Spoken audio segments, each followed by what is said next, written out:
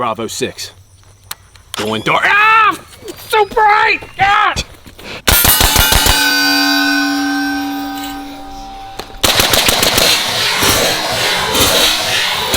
Bro, I hit 15 boosted lobbies this morning to get this fall camo. I'm not a tryhard, you're a tryhard. Why are you so sweaty, bro?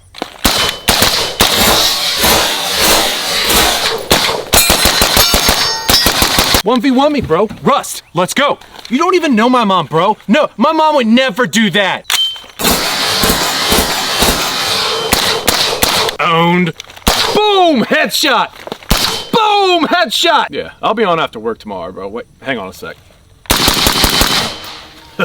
Bots, bro. Boom! Headshot!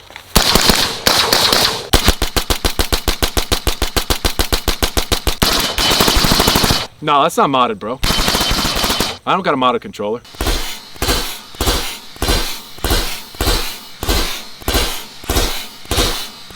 No, dude, my mom would... Hang on a sec.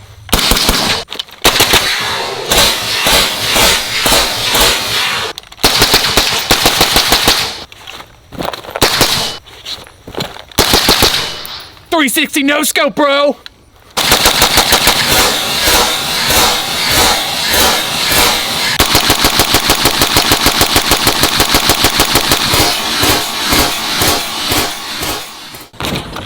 Oh, hey, King. I want to tell you about a new friend here of the channel. It's Badlands Munitions Company.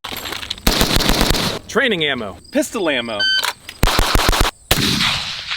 There's even match ammo. What's dope is, guys, they're based here in the United States, right out of Arizona. Everything, it's all made in-house. They've actually given us a discount code, 10% off for all the homies. No matter what you pick up, if it's ammunition, you're getting 10% off. Code 110SAS, check them out. Nostalgia bomb, man, right in the feels. That was a decade and a half ago, gentlemen. 15 years in the past, man.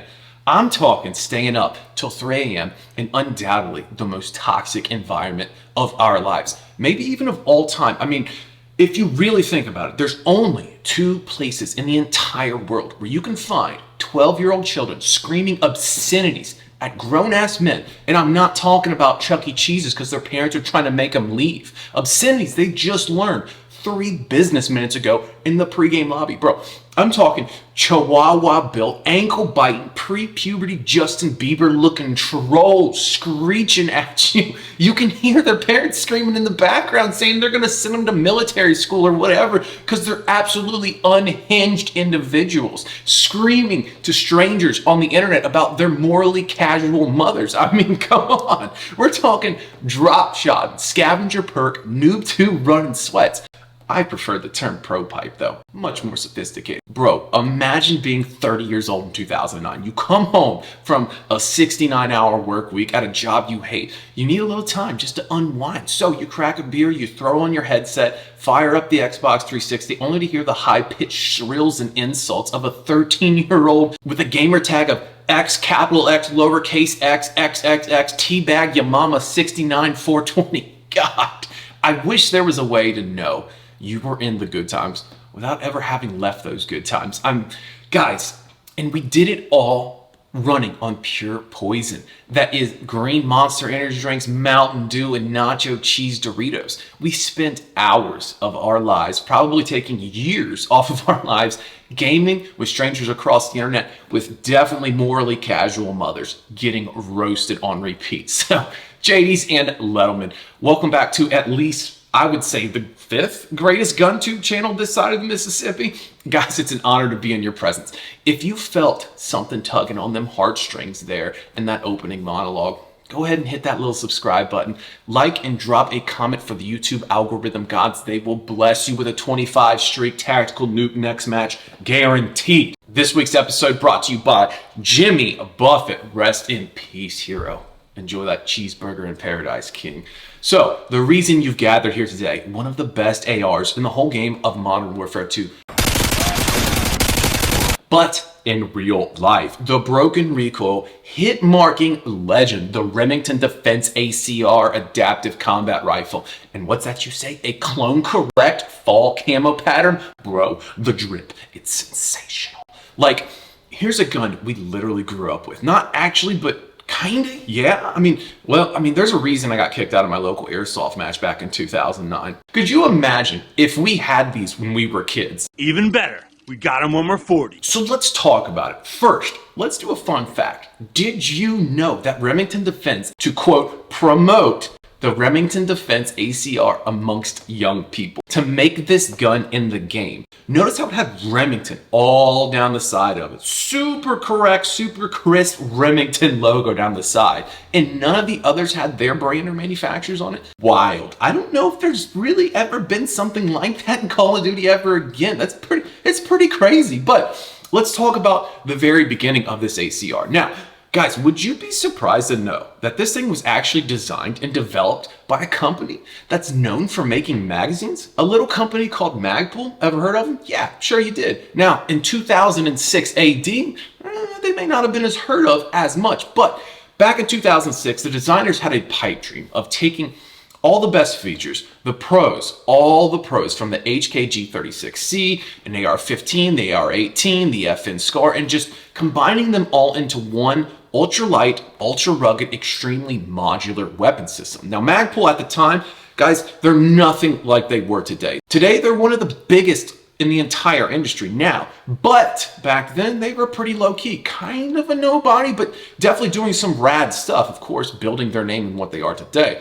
They named this prototype weapon system the Masada, which came from a huge rebellion against the Roman Empire in 73 CE. Pretty cool history, actually, if you want to read into that. So, Magpul, they had these rather in-depth and advanced concepts drawn and just ready to go on paper. However, they just simply did not have the ability nor the capability to actually produce this kind of weapon. So, for the time being, it just kind of sat there as that pipe dream. Now, the year, it's 2008. They wanted to get this thing into production. The GWOT, the Global War on Terror, was hot and heavy. It had already kicked off a few years back, and guys, funding is at an all-time high for this in the sandbox. So, Magpul hit up this little company called Bushmaster. No, not that lady that drives a Subaru Outback. Bushmaster, a fairly well-established weapons manufacturer and definitely an OG in the AR-15 world. We're talking back in the 90s. Bushmaster is still making these firearms.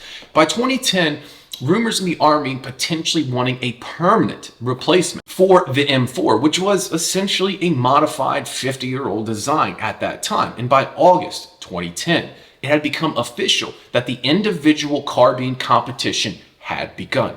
Guys, this was a really big deal. Pretty much every big player in the game was submitting some sort of weapon system. You know, guys, them tax dollars do be hitting different when it's coming from old daddy Warbucks. I mean, seriously.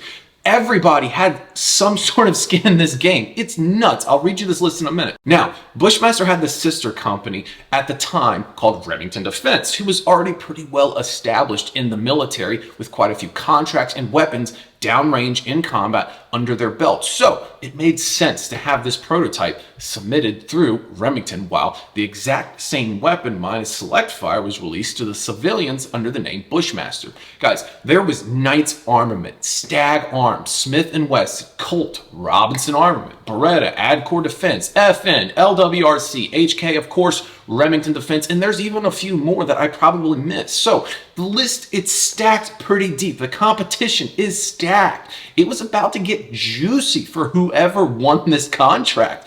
At a minimum, they were looking at 500,000 rifles. 500,000 rifles and potentially 1.1 million GATs.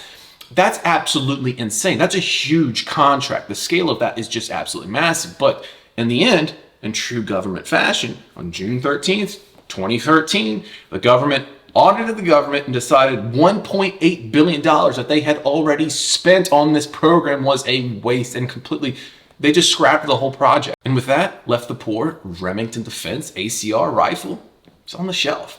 Efforts were made by RemDef and Bushmaster to keep the ACR going and continue to find contracts, but the cost to produce this rifle, with all of the patents, paying everyone who had a piece of it along the way, whoever made improvements, the original patents, it just didn't make much fiscal sense. And to top it off, they filed bankruptcy in 2020. And at this point, in this time, the future, it was not looking great for ACR. In fact, guys, today, the future still isn't looking great. However, there is a company called Templar Precision making the most modern take on the ACR, a much more refined and definitely improved over the original. So if you've got that itch and you want to modernize one, you need to check them out. Now, for the Remington Defense ACR we actually have here today, guys, it's a fun gun. It's a very fun gun. It's light, it points very well, recoil, it's not terribly harsh, and it feels very, very solid. The best way to describe this gun is if I would say the G36C was made into a decent American gun, a piston-driven, very modular polymer carbine.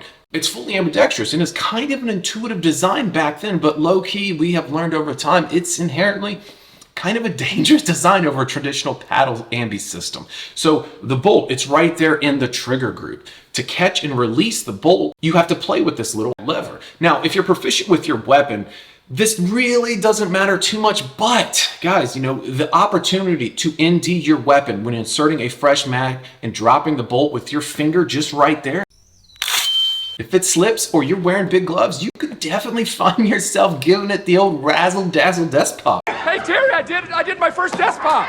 In the end, fellas, guys, the gun was just, it was innovative. It was definitely innovative. However, its performance and testing it wasn't impressive enough to make any real difference and was backed, unfortunately, by a company that was already having fiscal trouble. And those two together, unfortunately, led to the demise of the old Bushmaster ACR. So, JDs and Lettleman, I believe we have a wrap on the ACR. Love it or hate to love it, love to hate it. It was an iconic weapon of our childhoods. And I want to give a mad shout out to Kieran of Tier 1 Outfitters for bringing this bad Larry out to the 110 SAS range. Now, we have to say goodbye. So, gentlemen, say it with me. Run your gun and not your mouth, and I will catch you next time, King.